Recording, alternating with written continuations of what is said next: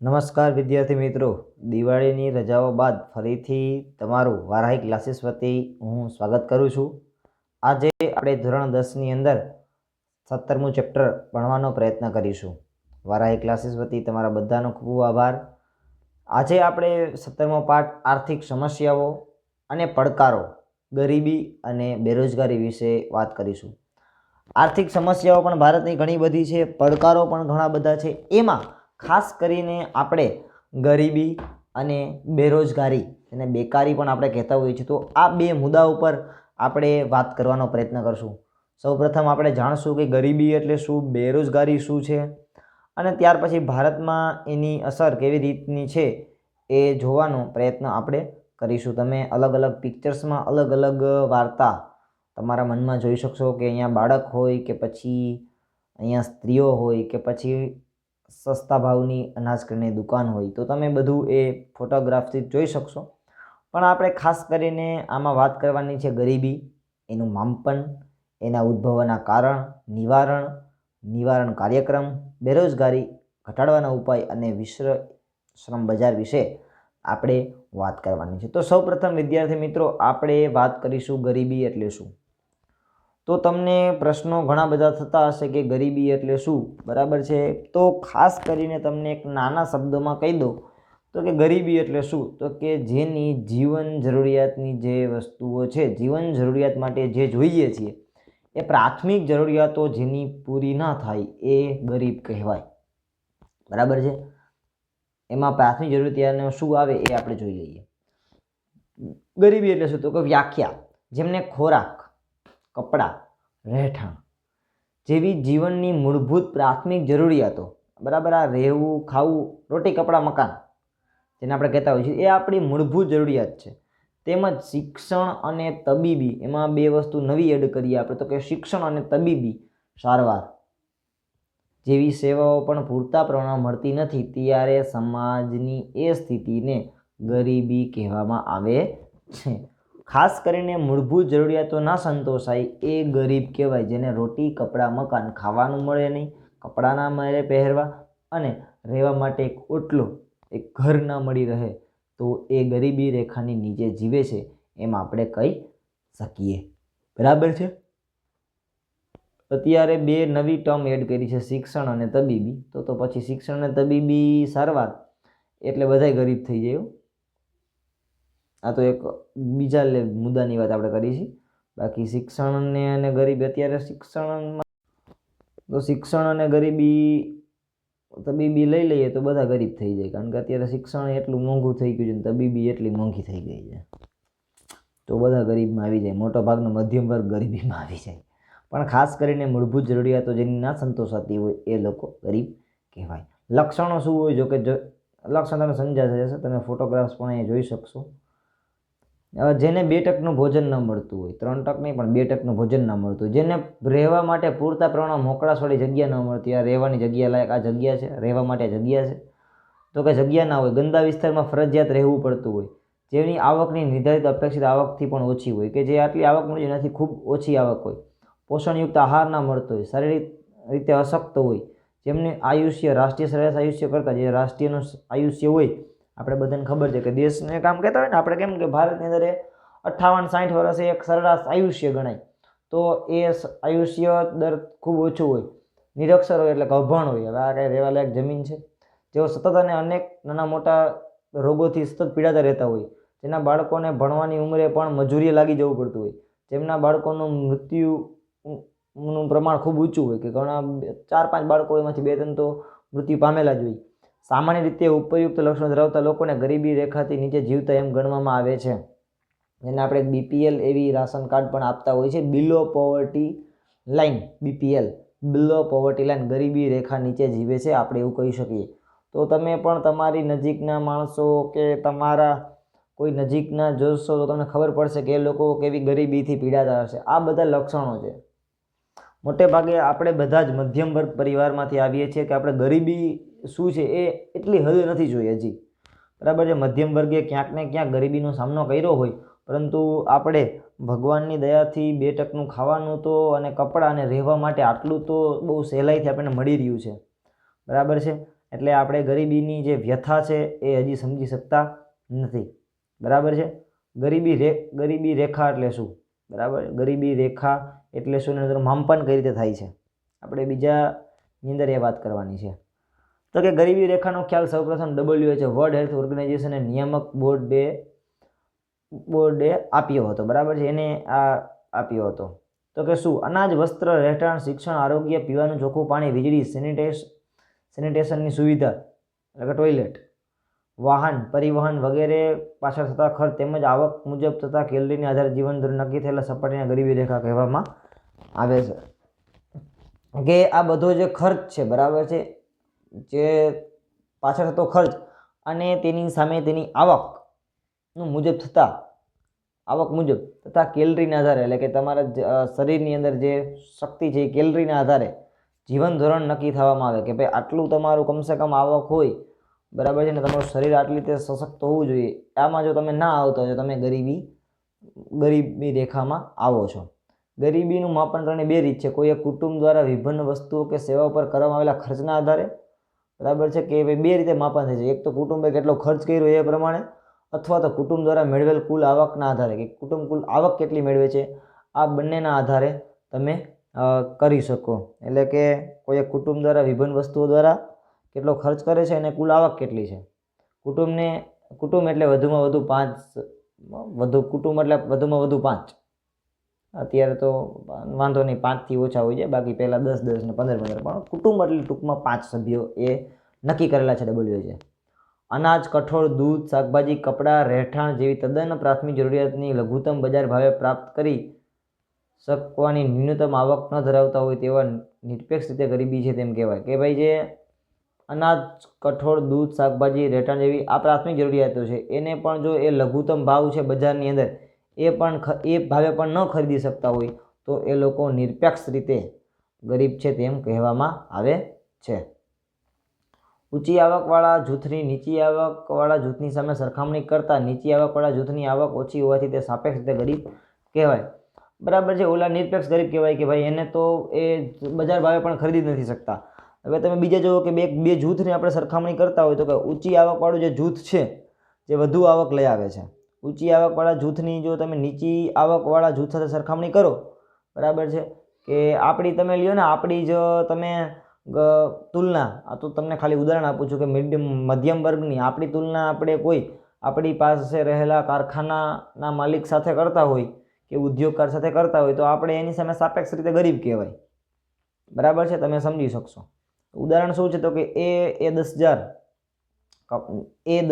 બી 20,000 અને સી 30,000. અહીં 3 વ્યક્તિની આવક જુદી જુદી છે.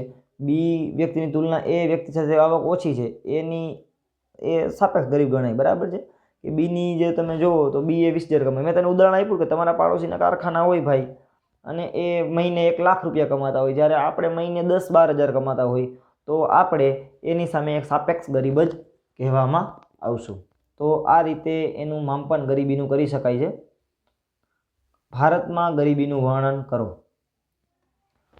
તો ભારતમાં આયોજન પંચે ઈસવીસન 2011-12માં ગરીબી રેખા કરવા માટે ગ્રામીણ ક્ષેત્રમાં કુલ માથાદીઠ ખર્ચ એટલે કે એક વ્યક્તિ દીઠ ખર્ચ 816 અને કુટુંબ દીઠ ખર્ચ 4080 અને શહેરી ક્ષેત્ર માથાદીઠ 1000 અને કુટુંબ માટે 5,000નું પ્રમાણ નક્કી કર્યું છે. આ માપદંડના આધારે ઈસવીસન 2011-12માં દેશની કુલ 121 કરોડમાંથી 27 કરોડ લોકો ગરીબી રેખામાં હતા, જ્યારે ગરીબીનું પ્રમાણ કુલ વસ્તીના 21.9% જેટલું એ ગરીબી રેખાની અંદર હતું. એટલે કે ભારતમાં ગરીબોની સંખ્યા એ ખૂબ વધારે છે. અને બીજું કે અહીં માણસોને ગરીબ દેખાવામાં ખૂબ વધારે રસ છે. ગરીબ ના હોવા છતાં ગરીબી દેખાડવાવાળા પણ ઘણા બધા છે. વિશ્વ બેંકે ગરીબી રેખાના ધોરણ માટે ઈસવીસન 2012માં ઈસવીસન 2008ના ભાવોએ માથાદીઠ આવક $1.90 નક્કી કરી હતી. એટલે કે જે ભાવ જૂના પણ 2012ની અંદર એને ગરીબી રેખા માટે જે માથાદીઠ આવક છે નક્કી કરેલી હતી. વિશ્વ બેંકે એક અહેવાલ મુજબ 2010માં ભારતની કુલ વસ્તીના 21 કરોડમાંથી 45.6 કરોડ લોકો ગરીબ હતા, જે સદન ખોટો આંકડો મારી દ્રષ્ટિએ હોઈ શકે છે. કારણ કે અહીંયા હું તમને માની લ્યો કે તમને આ વાંચીને એટલે કે કુલ વસ્તીના 32.7 લોકો ગરીબી રેખાની નીચે જીવતા હતા. એટલે કે અડધું નહીં પણ 33% લોકો એ ગરીબી રેખા એટલે કે આપણે એમ કહી શકીએ કે 70% જેવા જ માણસો બરાબર જીવે છે, બાકી બધા એ ગરીબી રેખા નીચે જીવે છે. પણ અહીંયા આપણે બીપીએલ જે છે, આપણે બીપીએલ બિલો પોવર્ટી લાઇન, એ રાશન કાર્ડવાળા લોકોને બબે બંગલા હોય છે, મેં જોયા છે. તો આ દેશમાં કેવી રીતે સ્પષ્ટ આંકડા મળી રહે એ એક મુદ્દાની વાત છે. યુએનડીપી, આપણે એની વાત નથી કરવાની અહીંયા, આપણે તો આ આંકડા ઉપર જ ચાલશું. યુએનડીપી 2015ના રિપોર્ટ મુજબ ભારતમાં ગરીબીનું પ્રમાણ કુલ વસ્તીના 21.92% હતું, જેમાં ગ્રામીણ ક્ષેત્ર ગરીબીનું પ્રમાણ 25%, જ્યારે શહેરી ક્ષેત્ર ગરીબીનું પ્રમાણ 13.7%. એટલે કે દેશના 26.93 કરોડ લોકો ગરીબી રેખામાં જીવે છે. ગ્રામીણ ક્ષેત્ર 21.65 કરોડ અને શહેરી ક્ષેત્રે 5.28 કરોડ લોકો ગરીબી રેખા નીચે જીવતા હતા. ભારતમાં ગરીબીનું પ્રમાણ આંતરરાજ્યમાં અસમાનતા પ્રવે છે. હવે ક્યાં ક્યાં વધારે છે ગરીબી તો જોઈએ વિદ્યાર્થી મિત્રો આપણે. તો સૌથી વધુ ગરીબી એ છત્તીસગઢની અંદર જોવા મળે છે, 36.93 લોકો ગરીબ છે, જ્યારે સૌથી ઓછી ગરીબી એ તમને ગોવામાં જોવા મળશે, 5.09%. એટલે કે ત્યાં ગરીબીનું પ્રમાણ ખૂબ ઓછું છે. ભારતમાં છત્તીસગઢ, અસમ, ઉત્તર પ્રદેશ, મણિપુર, બિહાર, અરુણાચલ પ્રદેશ, ઝારખંડ, ઓડિશા રાજ્યોમાં ગરીબી પ્રમાણ 30%થી વધારે છે. એટલે વધારે કહેવાય આ જે અસમ છે, ઉત્તર પ્રદેશ, મણિપુર, બિહાર, અરુણાચલ પ્રદેશ, ઝારખંડ, ઓડિશા આ રાજ્યોની અંદર ગરીબી એ થોડીક માત્રામાં વધુ છે. કારણ કે ખાસ કરીને આવા રાજ્યોની અંદર બે પ્રકારના ફાટા જોવા મળતા હોય છે, ગરીબ અને એક અપર ક્લાસ ટૂંકમાં. તો જ્યાં મિડલ ક્લાસ જેવો શબ્દ જ હજી પ્રવર્તો ન હોય તો ત્યાં ગરીબીનું પ્રમાણ વધુ થઈ જાય, કારણ કે ગરીબ એ વધુ ગરીબ બનતો જાય અને અમીર એ ખૂબ વધુ પૈસાવાળો બનતો જતો હોય છે. ગુજરાતમાં ગરીબીનું પ્રમાણ જોઈએ તો ખાસ આંકડો યાદ રાખજો, 16.63% લોકો એ ગરીબી રેખા નીચે જીવે છે. હવે ગ્રામીણ ક્ષેત્રના ગરીબોની વાત કરીએ અને ત્યાર પછી આપણે શહેરી ક્ષેત્રના ગરીબોની વાત કરીને આ પ્રશ્ન પૂરો કરીએ. તો ગ્રામીણ વિસ્તારમાં ગરીબી જે છે એનો જીવન નિર્વાહ માટે જીવન તો શું હોય કરે તો કે એક તો પહેલું સૌપ્રથમ એની પાસે ખેતી હોય તો ખેત કરે અથવા તો ખેત મજૂર હોઈ શકે, ગૃહ ઉદ્યોગો કરે, કુટીર ઉદ્યોગો, કારીગરો, સીમાંત ખેડૂતો, ભિખારીઓ, વેઠિયાઓ, મજૂરો, જંગલ કે પહાડી વિસ્તારમાં રહેતા લોકો, જનજાતિ, કામચલાઉ કારીગરો વગેરેનો સમાવેશ થતો હોય છે. મતલબ કે જે નાનું કામ કરી રહ્યો છે એ તમામ માણસો મોટે ભાગે ગરીબી રેખા નીચે આવતા હોય છે. તો શહેરની અંદર જોઈએ તો મુખ્યત્વે કામચલાઉ મજૂર હોય, બરાબર છે, બેરોજગાર હોય, તો બિચારા ગરીબ જ રહેવાના. બેરોજગારી એ ગરીબીનું મૂળ છે. બેરોજગાર હોય એટલે કે દૈનિક શ્રમિક હોય, ઘર નોકર હોય, રિક્ષા ચાલક હોય, ચા નાસ્તાની લારીવાળા. આ ચા નાસ્તાની લારીવાળા સાવ ખોટું લખ્યું છે અહીંયા. લારી ગલ્લા કે હોટલ ધાબા પર ઓટો ગેરેજમાં કામ કરનાર શ્રમિકો અને ભિક્ષુકો વગેરેનો સમાવેશ થતો હોય છે. એટલે આવા લોકો એ ગરીબી રેખા નીચે આવી શકે છે. પરંતુ રિક્ષા ચાલકો પણ હવે સારું એવું કમાઈ લે છે અને ચા નાસ્તાની લારીવાળા એ પણ સારું એવું કમાઈ લે છે. તો શહેરી ક્ષેત્રમાં ગરીબીમાં આ બે કોલમ ઘટાડવાની જરૂર છે, કારણ કે હવે મહેનત કરો તો તમે ગરીબીથી આગળ ખૂબ દૂર જઈ શકો. અને વિદ્યાર્થી મિત્રો, પાઠથી તમને એક અલગ વાત કરું તો ગરીબ પરિવારમાં જન્મવું એ તમારો ગુનો નથી, પરંતુ ગરીબ પરિવારમાં મરવું એ 100% તમારો ગુનો છે. આવી વાત મેં નહીં પણ બીજા કોકે કરેલી છે. હવે ગરીબી ઉદ્ભવવાના મુખ્ય વિદ્યાર્થી મિત્રો કારણ શું હોઈ શકે?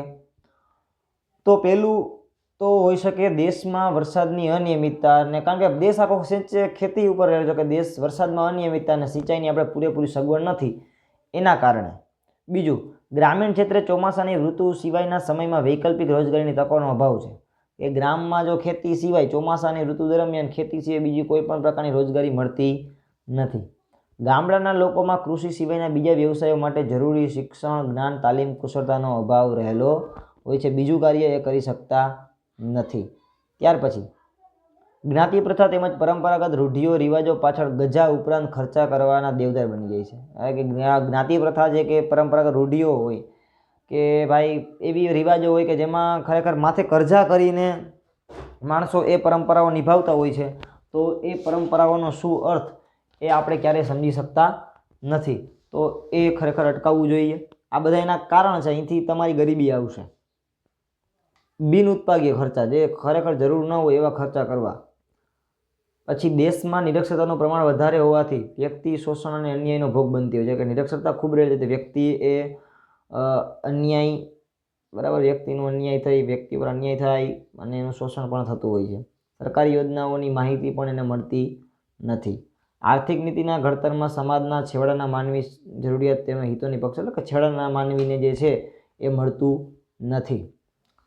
રોકડિયા પાકોને પ્રોત્સાહન મળવાથી ખોરાકી પાકોનું ઉત્પાદન ઘટ્યું. બરાબર છે. એટલે કે ભાઈ જે ખેડૂતો જે છે મોટા ખેડૂતો એ રોકડિયા પાક કરવા માંડ્યા, અનાજ પાકોનું ઉત્પાદન ખૂબ ઘટવા માંડ્યું, તો એના કારણે મોંઘવારી વધે છે અને ભાવ વધારા થાય છે અને માણસને 2 ટકનું ભોજન લેવામાં ફાફા પડતા હોય છે. આર્થિક સુધારાઓના લીધે ગ્રામીણ અર્થવ્યવસ્થા પર વિવિધ અસર થઈ. કુટીર અને લઘુ ઉદ્યોગો બંને પણ ભાંગી ગયા, પૂરેપૂરું સાવ બરબાદ થઈ ગયા. રોજીરોટી ન મળવાથી લોકો શહેર તરફ વળ્યા. આ ઉપરાંત ખેતીની આવકમાં ઘટાડો થવાથી ગામડામાં મજૂરી કામ ઓછું થઈ ગયું. પોષણક્ષમ આહારનો અભાવ ગરીબના નાના મોટા રોગોનો ભોગ બનાવતા હોય છે. સારવારનો ખર્ચો થાય છે અને તે આવકમાં કોઈ જાતનો વધારો થતો નથી અને આ રીતે એ લોકો ગરીબમાં અને ગરીબ જ રહે છે.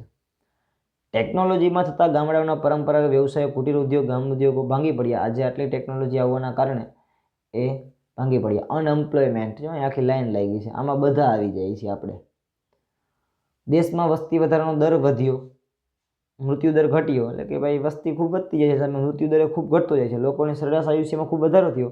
પરિણામે સમાજમાં શ્રમની માંગ કરતાં કામ કરનાર વર્ગ વધારે થયો, જેથી બેકારી વધે. જીવન જરૂરિયાતની વસ્તુઓમાં માંગ સાથે પુરવઠો સાથે ઘટાડો થયો. એ જેવડી માંગ છે એવડી આપણી પાસે પુરવઠો છે નહીં, એટલે લોકોની ખરીદ શક્તિ ઘટી.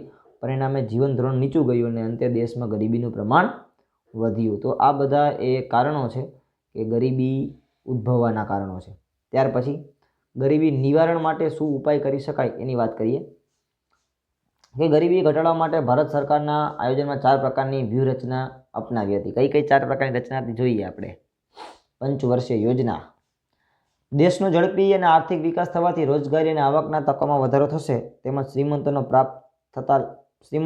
પ્રાપ્ત થતા લાભો ગરીબી સુધી વિસ્તરશે એવી આશાએ ગરીબી હટાવવાના સૂત્ર સાથે સરકારે આયોજનમાં મોટા અને ભારે ઉદ્યોગની સ્થાપનાને પ્રોત્સાહન આપ્યું. કે સરકાર એવું ઈચ્છતી હતી કે ભાઈ લોકો છે ને મોટા મોટા ઉદ્યોગો સ્થાપી, જેના કારણે એમાં નાનો માણસ કામ કરે અને એ આગળ આવે. કારણ કે શ્રીમંતો છે એને શ્રીમંતો ઉદ્યોગો નાખે અને એ શ્રીમંતોમાં આ ગરીબ માણસ કામ કરે અને ગરીબ માણસ આગળ આવે, પણ એવું કાંઈ થયું નહીં. દેશમાં હરિયાળી ક્રાંતિ લાવવા બધી પંચવર્ષીય યોજનામાં કૃષિ ક્ષેત્રના વિકાસ પર ધ્યાન આપવામાં આવ્યું. આમ છતાં દેશમાં મંદ આર્થિક વિકાસ અને આ વિકાસોના લાભોની અસમાન વહેંચણી કારણે ગરીબી અપેક્ષિત ઘટાડો થઈ શક્યો નથી. ધનિકો વધુ ધનિક બની ગયા અને ગરીબ ગરીબ થઈ ગયા. કે જે સરકારે જે વિચાર્યું હતું એનાથી વિરુદ્ધ થયું કે શ્રીમંતોને તો ખૂબ આમાંથી ફાયદો થયો, પરંતુ ગરીબને ના મળી રોજગારી કે ના હટી એની ગરીબી. બીજું, સરકારે આવકની સમાન વહેંચણી કરવા માટે કેટલાક પ્રયત્નો પણ આધારે કે ભાઈ આવક જે છે એની સમાન વહેંચણી તમે સમજી શકો છો કે સમાન વહેંચણીનો મતલબ એવું નથી કે બધાને બધું મળે, બરાબર છે. જેની જેવી જરૂરિયાત એ પ્રમાણે એને મળે, પણ એ ક્યારેય થઈ શકવું નહીં. જેથી ધનિક અને ગરીબ વચ્ચે અંતર ઘટી શકે. જેમ કે ધનિક વર્ગ માટે મધ્યમ વર્ગ પર ધનિક વર્ગ અને મધ્યમ વર્ગ પર કરવેરા નાખ્યા. ધનિક વર્ગ દ્વારા ઉપયોગમાં લેવાતી મોજ શોખની, ભોગ વિલાસની અને સુખવાળી સગવડ પર, વસ્તુના ઉત્પાદન પર ઊંચા કરવેરા નાખવામાં આવ્યા. ગરીબ લોકોને રોજિંદી વપરાશના વસ્તુ ઉત્પાદન અગ્રિમતા આપી એ વસ્તુ બજાર ભાવે ઓછા ભાવે ગરીબને મળી રહે તે માટે જાહેર વિતરણ પ્રણાલી PDS ખોલવામાં આવી.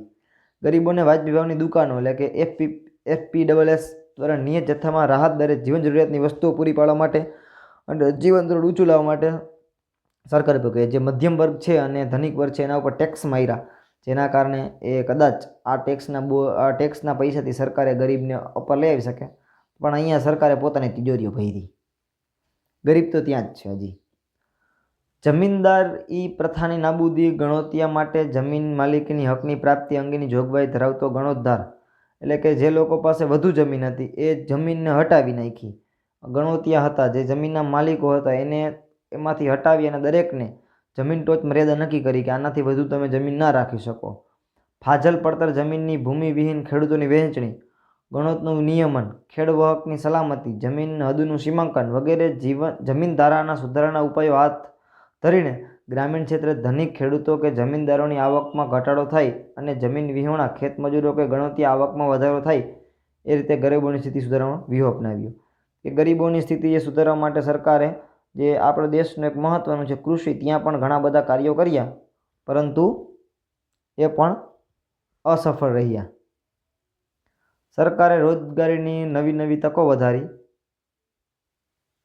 વિદ્યાર્થી મિત્રો, સરકારે આ રીતે અલગ અલગ રીતે કામ કર્યું, પણ સરકારનું આમાં જોઈએ તો કાંઈ સામે વળતર એ મળ્યું નહીં.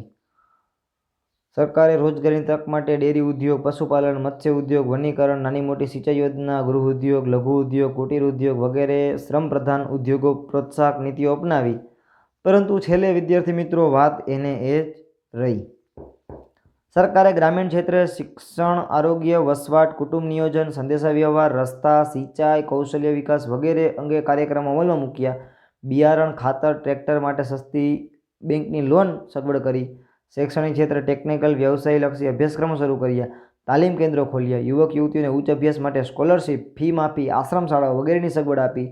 મહિલા સશક્તિકરણ પ્રયાસ રૂપે મહિલાઓને આર્થિક રીતે પગભર બનાવવા સ્વરોજગારીના કાર્યક્રમો શરૂ કર્યા, પરંતુ અંતે એ વસ્તુ એને એ જ રહી. તો વિદ્યાર્થી મિત્રો, આપણે હવે નેક્સ્ટ લેક્ચરમાં બીજી ગરીબો અને રોજગારી વિશે વાતો કરીશું. તો ત્યાં સુધી all of you, thank you.